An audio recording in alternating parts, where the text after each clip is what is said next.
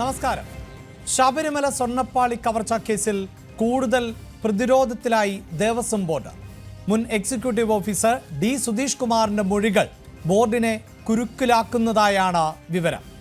ഉന്നത ഉദ്യോഗസ്ഥർ പറഞ്ഞത് പ്രകാരം പ്രവർത്തിച്ചുവെന്നാണ് സുധീഷ് കുമാർ ക്രൈംബ്രാഞ്ചിന് നൽകിയിട്ടുള്ള മൊഴി.